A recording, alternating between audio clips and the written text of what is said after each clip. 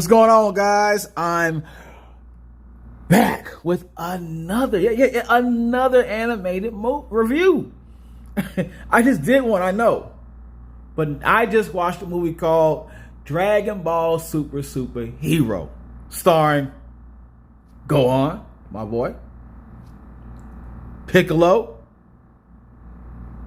and Dr. Hito. First of all, let me give you a little history lesson on me and anime movies. Okay, not animated, anime. Difference. I haven't seen a whole lot of those. All right. Outside of Dragon Ball, there was Akira, which is a legendary movie, hands down. And then that's it. So let's get to the Dragon Ball part of this. My first Dragon Ball movie, Dragon Ball Broly.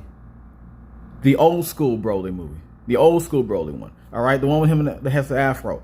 He doesn't have an afro, but just it's old. It's old, okay? And he's just dragging everybody around in that movie. Okay, he beats the crap out of each and every cast member of the show.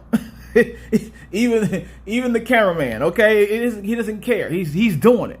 He's doing it. The old school Broly was such a beast. I like the new one too, trust me. Better than the old one, but the old one I cannot take away his credit, okay? Good movie. And the second one, it was okay. I respect the one-on-one time with an older Gohan versus Broly, okay?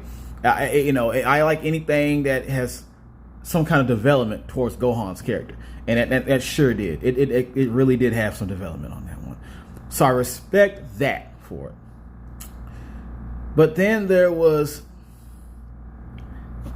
part 3. I'm just going to call it part 3 of the Broly situation. Broly was a robot experiment Terminator thing. It was so stupid. It's so dumb. All right. It's the worst. If you see this, buy it, watch it so you can understand why you're about to do this, and then burn it. Okay, you'll understand. If you watch, you'll understand why you need to burn it. Just do that for me, please. Okay? But then after that, with the newer ones, there was Resurrection F, which was the incredible return of Frieza himself. Now, this was okay, too. A lot of good action scenes, decent. A lot of references to Star Wars in their own way. But the best thing about this was the development of Frieza, okay, and his character. All right? And what was done at the end with that. All right, so it's good for that. But then there's something that these cannot top at all. Dragon Ball Super Broly. Okay. It was so phenomenal. The music, to the action, to the way it was animated, to just the feel of it, okay, when they're fighting. You'll never forget. I won't forget the theme song to Broly, the new Broly in this one. Legendary stuff, bro. And now we have Dragon Ball Super Hero. So my question is, will this at least add up a little bit under Dragon Ball Super Broly, or will it be neck to neck? Because I won't accept anything lower than that. All right? We're about to find out. Let's go. Dragon Ball Super Heroes. For those who don't know, for those who are not aware, let's separate the fans in this one. All you normal, regular moviegoers, you stand over there. You have nothing to do with this. We're talking to the anime fiends who should know better. You should know better. Don't tell me you don't know about this. Have you been up in your room doing accounting or whatever with your glasses, suppressing your powers? Cut it out. Stop it. Don't play me. Dragon Ball Super Hero is pretty much about the rise or the return of the Red Ribbon Army. All right, the Red Ribbon Army used to terrorize Goku back in the day when he was a little kid and all that, and now they're back, man. All right, and they're having a plan to kidnap Gohan's daughter, Pan, in order to get Gohan to come out of hiding and so that they can test their new subject or experiment on him. And they also have two new friends with them, Gamma 1 and Gamma 2. All right.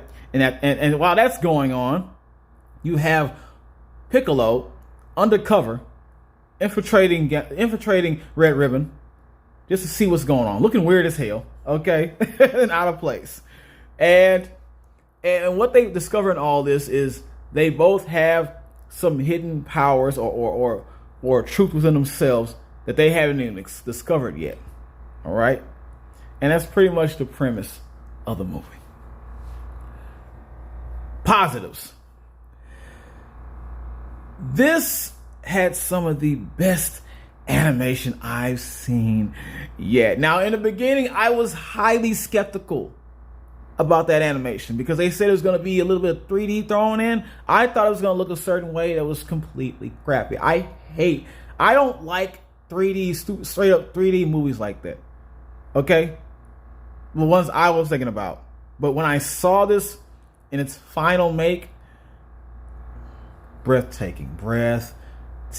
It felt so unreal, almost to the fact where I thought I was in the movie. I thought I was turning into a cartoon. It's just in your face. It's like you're playing a really good video game that has been highly developed. All right, and that's not to make it sound bad. That's actually a good thing. All right, it actually exceeded Dragon Ball Super Broly's animation. And that was shocking and surprising to me. Another positive about this, the development of Gohan. Now, like I already told you, you already know, I love when Gohan's character gets some kind of work done on it. Because he needs a lot of work. He's been out of the game for too long. And we need some work done on this guy, man. All right? And he definitely got the work done in this one. It was kind of slow at first. It was kind of slow. There were parts where they were making it look like he was going to start acting like Goku. He's smarter than that, but he made up for it once they lit that fire in him like they always do. Okay, he went in on Gamma 1 and Gamma 2. Then towards the end with the final boss, which I'm not going to say, he did his damn thing. He was the Gohan I remember. And the development of his character, the power within him that he discovered. It was almost similar to another character. I'm not going to say again. But when you see how he actually fights, it's not that.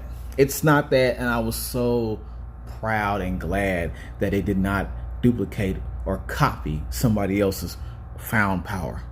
All right, Gohan's his own man. Don't do that. Another positive about this has a different approach to action than what I've seen so far. All right, there was a lot of grappling moves in the action with this one. I haven't seen Dragon Ball do it like that. I know they've done some grappling moves in the past, but not like back to back to back. There were several times that there was some suplexes going on, some body slams, a lot of those hard hitting body slams, just all over the place. Okay, and then there was another choice with the action scenes where when it was Gamma 1 and Gamma 2. Every time they swang and punched, you could see the words spell out the sound effects or the sounds they make when they hit somebody, and it was a remnants to the old school Batman shows, and it may seem cheesy, but they make a joke that kind of helps that out later on in the movie. So I accepted that. I was like, okay, that's different. I'll take it. All right. Another positive about this, my last positive, there were some shocking character decisions made with this movie. Kind of like a switch of personalities almost. I'll say this. Beerus, the first time he meets Chile, he likes Chile. Like, no, not just like as a person, as something he really wants to, be involved with. Okay. And I was wondering the whole time, okay, what is Broly going to think about this? I guarantee you he was not loving that, of course. But it was interesting to see, Beerus actually be attracted to something besides food, okay, or just destruction. And that was kind of crazy. I hope they evaluate on that a little later on in some other movies or a show or something like that. We want to see the little beef between Beerus and Broly. Bring that. Then they had a little switcheroo in a training session with Goku and Vegeta, where Vegeta was just on Goku, okay? And Goku was kind of getting a little frustrated there for a minute about how calm Vegeta was. You gotta see it. Negatives. This movie, and I know Dragon Ball is known for its humor here and there, and its silly humor, but this was just a little too off. Okay? A lot of the jokes did not land horribly. They landed on their face, most of those jokes. Okay? There were jokes. It was just, sometimes it seemed like they were pushing the joke. Like, if you didn't hear it the first time, we're gonna say it again, or we're gonna elaborate on this more and more and more and more and more. Somebody's gonna laugh, and they kept doing that. It was so awkward and weird, and I just wish they would stop pushing for the humor like that in this movie. Too much. It was too much to even bear. I got turned and disgusted by that. Okay, just stop. Stop trying so hard to make us laugh. A lot of movies are doing that. Not just Dragon Ball. There's other people doing that too. Another negative that it is also irritating me within the manga. Piccolo decided to use Shenron's power for his own development of a weapon he would use later on. Let's put it like that. I'm not going to say what happens to him, but I felt like I was being cheated as the audience member who's watching this. I want to see Piccolo actually train. This guy is a professional martial arts teacher towards plenty of characters on the show. But you decided to use Shenron for this. I hate it. I hated that. I felt like that power was not earned. That power was not earned. Fair and square. It's like it's like you use a cheat code for a video game, and you skipped all the good levels and all the challenge. You skipped the challenge to get to this. Okay? So every time he used that power, I felt like I didn't feel anything. I didn't feel anything for his part of it. For Gohan, yeah. But my thing with Gohan, I felt like he didn't use it enough. And I'm sure we're gonna get that later on. We're gonna get some more Gohan's newfound power much later. But for this one, Gohan didn't use his new power enough. All right, I want to see a whole lot more of that. I know he can really get down with that newfound power, but it got short played on this one. But for Piccolo, man, they gotta do so. They gotta take that power away. They gotta make it to where he can never get that again. And now he must work for it. He must work for that. It must tell him, okay, we're taking your power away, and now you must develop this again. But you can't use Shenron, because that was a cop out. That was such a cop out. Horrible. Okay, completely horrible. My last negative about this. Now, I know that Dragon Ball is known for fighting some villains or enemies or just people who do not agree with them, and then in the end they turn them to their side. All right, most of the time. But with this movie, there's a particular character in this movie that decided they want to be, they want to do good all of a sudden. And it just felt forced.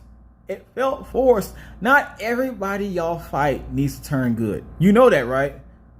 You don't need to turn everybody good that fights with y'all. It doesn't work for everybody. I'm glad that Frieza hasn't lost his mind like that yet. Thank goodness. Thank goodness, Frieza. Frieza, you keep being you. You keep being great. and whatever terms that means for you. But in this movie, what was that? I don't care about that certain particular person being good. Stop that. Just cut that out. Cut that out. But with that being said, I'm gonna give this movie an I cool. Yep, an I cool. It doesn't get it didn't make it to that hell yeah. All right, it didn't make it to that hell yeah. There's just too many off situations about this movie. Okay, it also didn't have that soundtrack like I wanted. It didn't have that theme music for the characters. It had one particular song that just kept replaying over and over again. It was not but it was still a good movie. But watch it. But no, you won't compete with the other one I was just talking about. It's right under it. Okay, if you like this video, share it. If you haven't subscribed, you better subscribe.